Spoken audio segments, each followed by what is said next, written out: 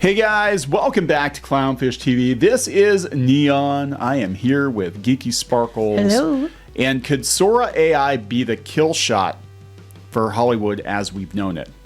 I think it's definitely going to change things forever. We're going to talk about the launch of Sora AI that was so huge. It actually kind of, the demand was so high, they had to put a pause on new registrations. Lots of people signing up for that. And if you don't know what Sora AI is, it is the new product from ChatGPT that lets you create video from prompts. And this is a huge step. Like, you currently could take still photographs or whatever and take them into other applications, and it would try to generate video. They're weird. Yeah, it was pretty weird. It wasn't great. But it actually is generating pretty seamless video from prompts. And Except for that middle one, it glitches out. Yeah, they're just kind of, I think it's only a couple seconds. They don't have it on a loop. Okay. So this is going to be a huge game changer, because if this is possible, and this was completely unthinkable a couple of years ago, where is this technology going to be in 5 to 10 years? I mean, eventually we're going to get to a place where you can kind of pre-install characters and scenes and scenarios into some kind of AI system and generate movies on the fly. And Hollywood is going to use it to eliminate a lot of positions. And people have a right, I think, to be concerned. Animation, especially, they have a right to be concerned, especially since they're in the middle of their contract negotiation now, because I think they're just buying time. A lot of these grunt jobs are going to be eliminated by this technology. It's only going to get better and better and better from here. And we're going to talk about it. We're going to talk about the demand for it. Like, God, this is crazy. Can you imagine how long that would have taken for someone to animate?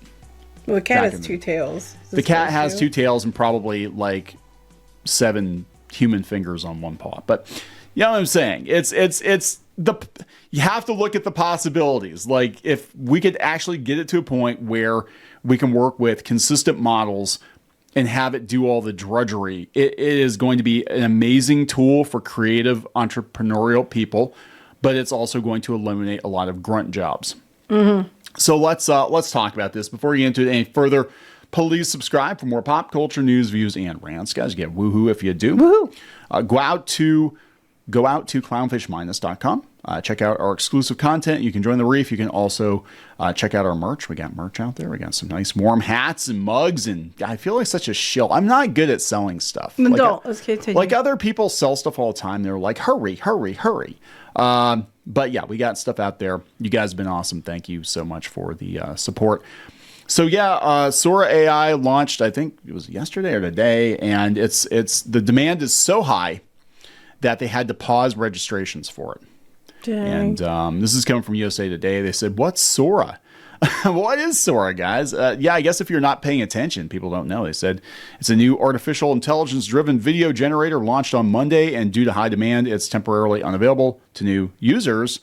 And yeah, they said the software allows users to create realistic videos from text, photos, and other videos. As of Tuesday, new Sora accounts could not be created due to an influx established on Monday. It's probably like everybody in Hollywood right now.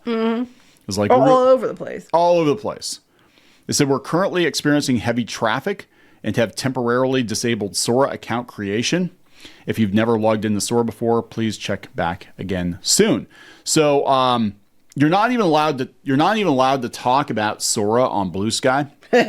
Shocker. So it's like, it's weird because actually, so I think I said before that I have a Blue Sky account. I've had one for a while, and mine, I'm not getting all the weird political stuff like you got it when you first signed up, but I signed up before all the political weirdos went over there. This is just people that wanted to go because they weren't happy with Twitter for whatever reason. But like, my timeline's all like, artists and, comics and stuff like that. I'm getting mine more into artists and like, cute animal pictures and stuff like that. Good. Well, interact with the good stuff. That's what I'm trying to do. I still get the political crap. It's always one-sided, but yeah. Yeah. Well, the problem is a lot of the artists, they go down the political. Well, no, it wasn't. I mean, just in general, they keep suggesting political posts to me, which I just scroll past. Don't search for Luigi on Blue Sky. I'm just saying. Why? Because of everything going on in the world right now. It's all over the place. Anyway, this is The Verge. So The Verge is just reposting articles, right? Or links to articles. OpenAI's video generator Sora is launching today. That's all they said. We don't want it. We don't need it. We won't use it. I think you mean OpenAI's recycling machine that takes others' content and spits out some lifeless feature is launching today. They're that desperate. OpenAI's trash generator. I've seen 3 different posts from you guys about this today. Are you being paid to shill this crap or something? No, it's trending. The reason they're talking about it is it's trending. Imagine spending that much money to make Getty images, but worse. Unless you let people submit uncredited articles created with generative AI for immediate publication, you don't actually support this tech bubble. God, are there any positive? I don't think there are any positive responses. Let me guess, it sucks ass. Ew, don't care. Blah, blah, blah, blah. Some people actually did some. Here's some of the early Sora videos. So look, you have to look at it from the perspective of where it's going to be in a few years, not where it is right now. Like launch days. That's what they're worried about, where it's going to be in a few years. Yeah, so they're trying to discredit it now. And look, I am on the fence. I'm of the mind that I think AI can be a very powerful tool for creators to be able to do more with less. Right. I don't agree with it scraping other people's content if it's doing that. And they actually ask like where they get the content from. And they're like, oh, no, it's being trained ethically. And, people. What's that mean? I don't know what that means. Yeah. I don't know what that means. It's like, when you go to the store and you buy like organic meat or whatever, you just, it came from an ethical farm. Kind of like the Promised Neverland, right? Like the sheep and the cows are all going to school and playing with toys before we eat them. Yeah. But, so just trust me, bro. Anyway, this is what it can produce. So this is this guy here, Josh Olin, prompt urban warfare shooter. So like Call of Duty. Like if you told me this came right out of a game, I'd believe you. I'd say that looks like just some footage from, a Call of Duty game or something. That's even the way it's moving. Yeah. Yeah. This is Sora making a loop. So this is a kid. Now, the only thing that's really a tell in this one is the lightsaber like appears and disappears. But this looks like somebody just filmed a kid with a lightsaber. And it just like, where'd it go? It does, actually. But it's a loop. But like everything about like the way Was it like someone's video and they put the lightsaber in it? No, I think they No, uploaded video. Yeah. Okay. Oh, yeah, here's a test on uploaded that kid. Video. They can tell it's a kid because the kid, the way the facial expressions are and stuff. That's like yeah, you're right. It is an uploaded video. So, yeah, you can actually. So that's where I can see it being really powerful. It can be useful for that. But, like, yeah. See, I come at it as I get where people are upset about it because I think it's a nice tool to have to help with production. I don't think it should be replacing everyone. And that's where I'm at. Like, I saw this before. This isn't. Is this Sora? I saw this video with something similar to this before. Yeah. The new Turing test for AI video is gymnastics. Yeah, I've seen this video before. You said it was today, but I know what it was, and I've seen it before. Some people pay good money for that. I'm just saying, like. I don't know if that's Sora or not. So the human body moves too quickly; it can't catch it or something. Yeah, it's gonna take time. But like stuff like this, like where I can see it being really useful, again, is the lower rungs of the ladder, especially in animation and visual effects. Pre-visualization. Look at this. This is the first generation or first thing that he generated. It's Justin Hart. I mean, it's pretty incredible. I mean, this is launch day.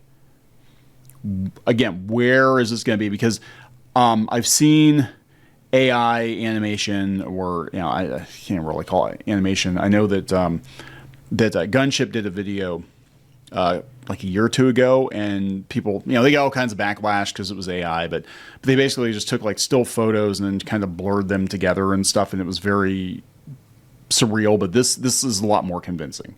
And again, you could see like effect shots and stuff like that using this kind of technology. Oh yeah, totally. They said OpenAI hopes to mitigate potential abuse. So this is, They said artificial intelligence has been criticized for how it can be abused, pointing to deepfake Joe Biden, deepfake porno Taylor Swift. Yeah, see, that is a problem. Yeah, they said OpenAI understands the risks and has implemented safety mitigations. These include age gating access to adults 18 and up, restricting the use of likenesses and face uploads, and having more conservative moderation thresholds on prompts and uploads of minors at launch. Oh my God. Well, as I said, porn industry is totally going to be all over this. Yeah. So well, okay. So there you go. Guys, lots of porn actors are going to be put out of work too.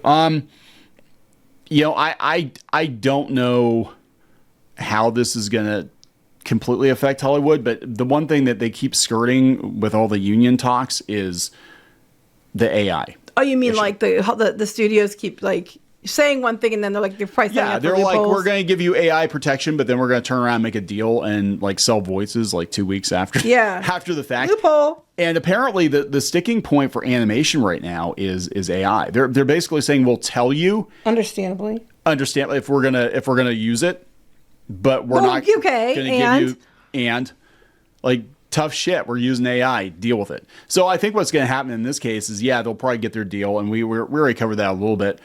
But I think there are going to be a lot less people, just like the WGA, just like SAG-AFTRA, and it's a 3-year deal. And in 3 years, can you imagine where this technology is going to be? Well, one of these articles you had said that they thought it was going to replace like 90%. Yeah. So this is from last year. This is a little over a year ago. This is Jeffrey Katzenberg from DreamWorks. He was one of the co-founders of DreamWorks. He was the K in that, it was Spielberg and David Geffen and Jeffrey Katzenberg. He said he thinks that AI is going to eliminate 90% of artist jobs on animated films. 90%. Yeah, that's what they're worried about. Yeah, and they should be worried. I mean, I'm going to be honest. You should be worried. And I mean, this is one of the biggest disruptors I've seen in the creative space. And I think creatives are going to have to, going forward, they're really going to have to think like, is all of my self-worth tied up in my ability to draw good? Because that's kind of where we're getting to that point right now, where it's because there's so many people that the reason I think we get so much backlash when we talk about technology and stuff on the channel is that the people who are getting upset, their entire identity is wrapped up in, oh, I'm a good drawer and I work for companies and I draw comics and I draw whatever, but you got to be more than that now. And this was last year. He said, I don't know of an industry that will be more impacted than any aspect of media, entertainment, and creation. I agree with that. Yeah. I agree with that. I think anything to do with like filmmaking, Hollywood, that kind of stuff, art is going to be highly impacted. Yeah. He said it could take 10 years. He said, if you look at how media has been impacted in the last 10 years by the introduction of digital technology, what will happen in the next 10 years will be 10 times as great, literally. What concerns me is beyond this, and back to that thing what they were saying about deepfakes, is that you cannot trust your own eyes anymore. Like you cannot trust anything, because anything could be faked, and that's what's really scary. Like people could it's like Running Man, but like in reality. Yeah, I mean that is a huge concern because it is getting freakishly good. And if you can just upload, like we saw with the kid with the lightsaber, it's like, man, that's like actually really good. It's like, yeah, it was based off a video, but you can take a video clip and be like, here, we're gonna upload this video, and here's another video, and then splice these two together and show this guy shooting that guy or something. And look, there's our evidence. Yes, now you're gonna have to get into like watermarks and all this stuff to prove that it's, and then of course, you're going to have people abuse that or sidestep that. And then you're like, well, damn, the government could just run with this too and be like, oh, yeah, this person totally did this thing. I don't know. We're definitely headed into uncharted territory. That the closest thing I can think of to this in regards to like Hollywood and animation stuff is CGI technology. And a lot of people did not want to use it. They were afraid of it. And it turns out that they were correct because a lot of 2D animators got gone. I mean, there's still a demand for 2D animation to some degree, but the standard now is a cartoon comes out. It's 99%. There's 99% chance the new animated movie is going to be a CGI thing. Well, they even said like when they had to do the new Mary Poppins, they needed 2D animators. They had to get people out of retirement to do it. Yeah, they basically forced them all to retire. They forced all these Disney animators they had to call them back up when they needed 2D animation. So eventually we're going to get to a place where, oh my God, you do art by hand? It's like a baby's toy. See how novel.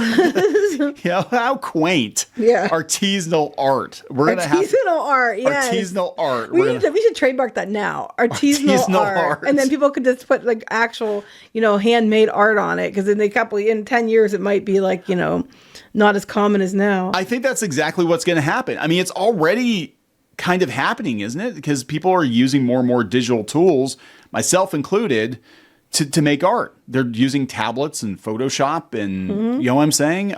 Even on the 2D animated side, they're using like Toon Boom and rigging and all this kind of stuff.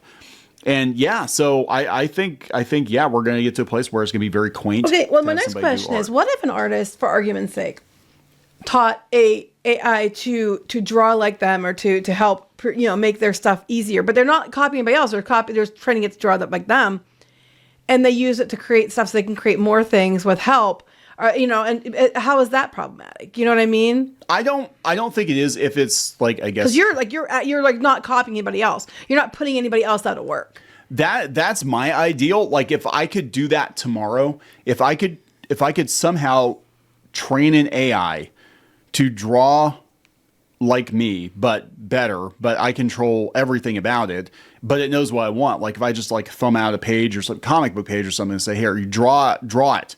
Keep the characters consistent, keep the backgrounds consistent, but this is what I want. And then I go in and tweak it or whatever. Yeah, that would be fantastic. Because in that case, you're not actually putting anybody out of work. You're not, you're only using your own stuff to train it. So it's not like, you're using anybody else's stuff. And if you choose to do that, that's completely different than training AI on other people and then Hollywood using it to replace everyone. That's kind of different. But what that goes back to what Katzenberg was saying, though. He said that it's going to eliminate about 90% of jobs because the reason you've got so many people is you need all those assistants. Right. It will get to a place where one or two artists, they can do the work of 20, 30 in between for you. It'll storyboard for you. You can already do tweening. You can already do their I've got the application, but you can take one image and then take another image and have the AI literally just go in and create all the frames in between for you and then export them as separate images. Right, but I'm just saying it's going to get more so. It's going to be absolutely. Because eventually you'll be able to upload models. Like you could say, hey, I'm going to render Shrek. And maybe the technology's there now. I don't know. But you could be like, hey, I'm going to make a Shrek model in Blender or something. I'm going to upload it into the AI. And then when the AI creates a scene, you take that model so it's consistent. Right? Mm-hmm. And so it's like a model sheet, basically. Yeah, basically a model sheet. You take that model. So then there goes all the people who have to do all the animation by hand. Like I need a scene of Shrek walking through the woods. That's the issue. Yeah. And then, and that's the animation. I mean, we're talking like it could go into like replacing actors and stuff. That's a whole other thing. So yeah, it's understandable why Hollywood is freaking the heck out. Yeah, I mean, it's already doing photorealistic images. And yeah, some of the stuff is really not great. But again, with a little tweaking, well, we better hurt the bunny. Yeah, don't hurt the bunny. Is the bunny going to like turn into something? No, it's just a bunny. Yeah, with a little bit of tweaking. I like the bunny. This is going to replace a lot of VFX artists. Yeah, the bunny's cute. Bunny is like my spirit animal. If you had a bunny and a turtle combined. No, I just want the bunny. A birdle. I don't want a birdle. I want I want a bunny. I like sea turtles, but I want a bunny. I love bunnies. So the bunny is actually my zodiac sign too. Yes, it is. The tail here kind of is like the head's like just completely. It doesn't move. Yeah, it doesn't move. But compare that to early CGI. Again, I'm trying to tell people like, where is this going to be in 5 or 10 years? Because look at early Pixar stuff compared to even Toy Story when it came out, and then Toy Story 1 compared to Toy Story 3. Look, it's even generating like archival esque footage. That's actually really interesting to me. Like this kind of stuff. I mean, I can see this, video game cutscenes and just to put people out. I can see it used like Disney and stuff using it for models and stuff for theme parks to try to get people interested and stuff like that. Yeah, we already know Disney's going to go all in on that stuff. Yeah, they are. Now this is kind of weird. Like this one, I wouldn't put this as an example because look at his leg. It just kind of like stretch.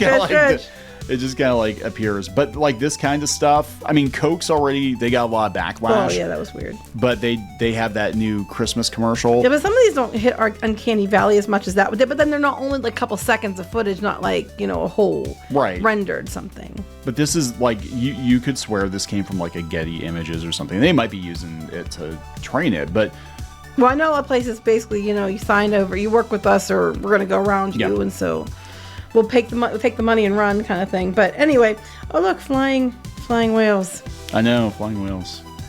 True story. We had a comic with flying whales in it. We didn't. Oh. Yeah, it was a lot. You and somebody else had a comic with flying whales. Yes, and that ended in a disaster. So that's why people are like, why don't you work with more people? Why don't you collaborate with more people? Nah, there are reasons. We have reasons for that. But anyway, are we going to wrap this up? Yeah, so please subscribe for more pop culture news, views, and rants. We'll talk later. Bye.